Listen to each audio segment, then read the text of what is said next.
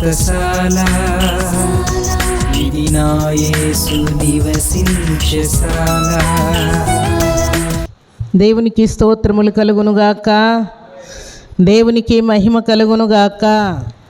సర్వశక్తిమంతుడైనటువంటి దేవాతి దేవుడు మనలందరినీ ప్రేమించి శుభదినాన దేవుడు మనకిచ్చినటువంటి శ్రేష్టమైనటువంటి వాక్కును చదువుకుందాం. పరిశుద్ధ గ్రంథంలో నుండి మత్తయి సువార్త 26వ అధ్యాయం 41వ వచనాన్ని చదువుకుందాం. మీరు శోధనలో ప్రవేశించకుండునట్లు మెలకువగా ఉండి ప్రార్థన చేయుడి. ఆత్మ సిద్ధమే గాని శరీరము బలహీనమని పేతురుతో చెప్పి.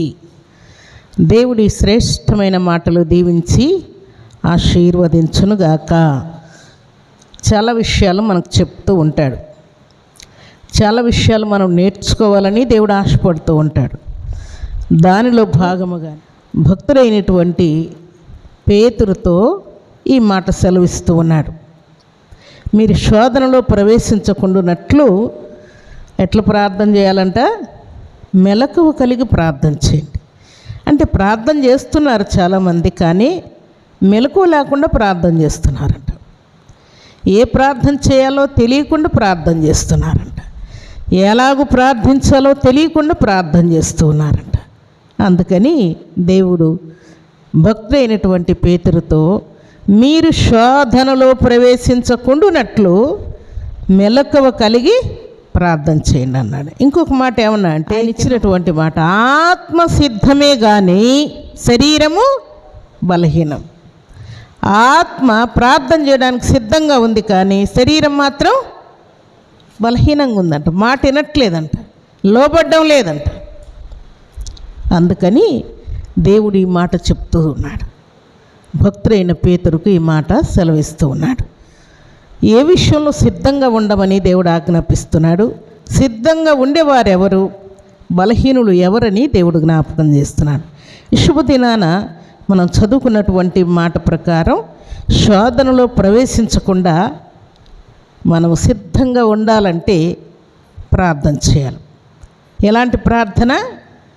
మెలకువ కలిగి ప్రార్థన చేయాలి. అలాగే ఎప్పుడు నువ్వు ప్రార్థన చేయాలన్నా, వేకుజామున ప్రార్థన చేయాలన్నా, లేకుంటే మధ్యాహ్నం వేళ ప్రార్థన చేయాలన్నా, రాత్రి వేళ ప్రార్థన చేయాలన్నా, లేకుంటే మందిరానికి రావాలన్నా, ఏమి చేయాలన్నా కూడా ఆత్మ ఏం చేస్తుందంట? ఆత్మ ఏం చేస్తుంది? సిద్ధంగా ఉంది. ఓకే బయలుదేరుతున్నావా? ఓకే బయలుదేరు అని ఆజ్ఞాపిస్తూ ఉంది ఆత్మ. కానీ శరీరం ఏమంటా ఉందంట? శరీరం ఏమవుతుంది?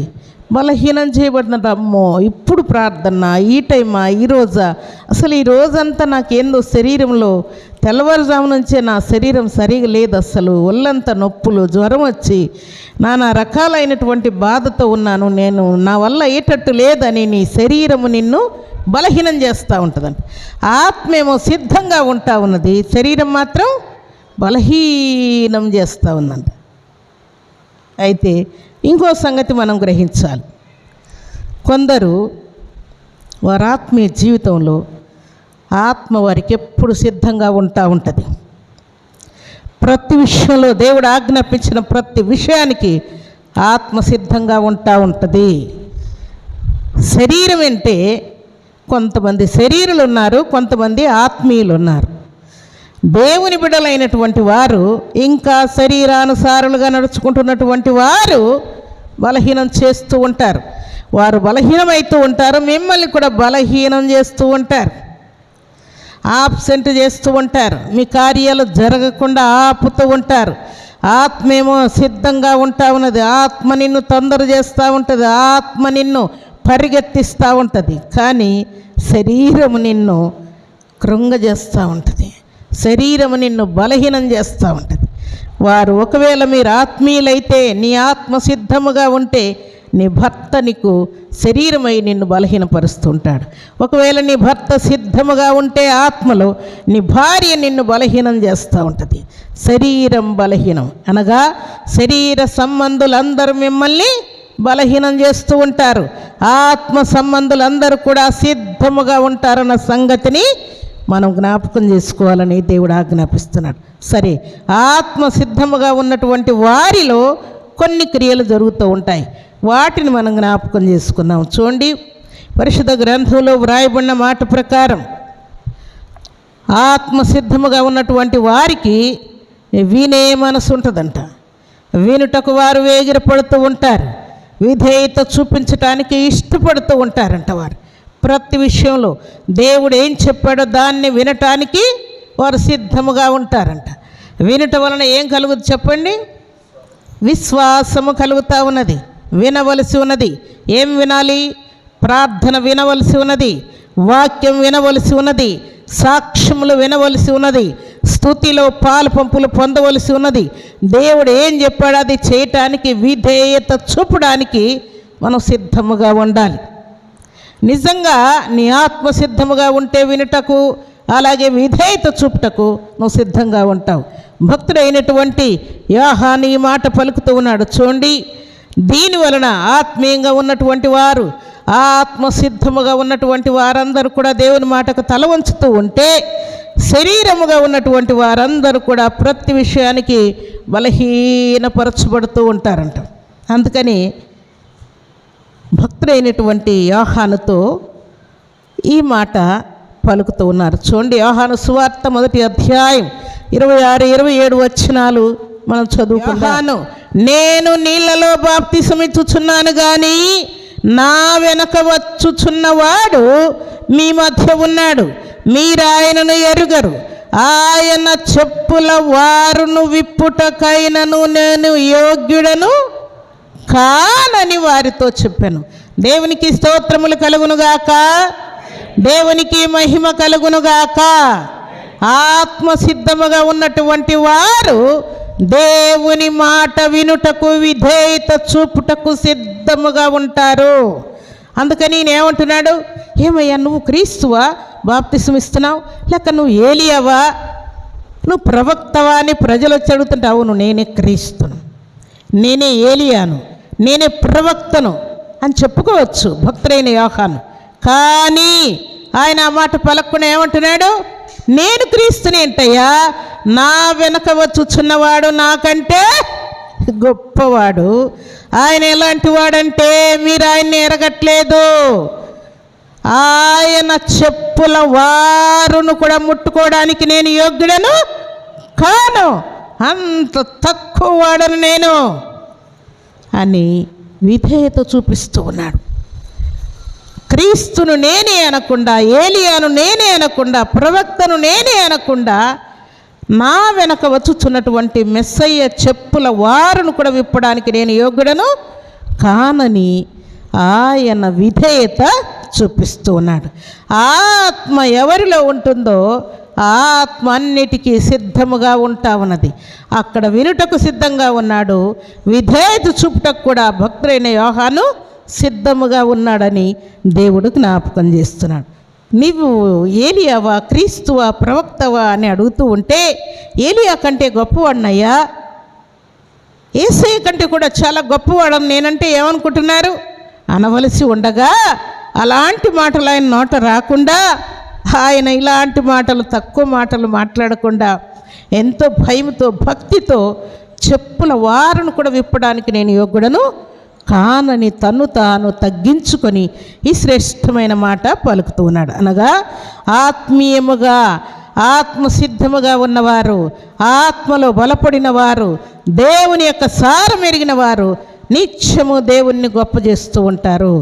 తమను తాము వారు విధేయత చూపుతూ తగ్గించుకుంటూ ఉంటారు.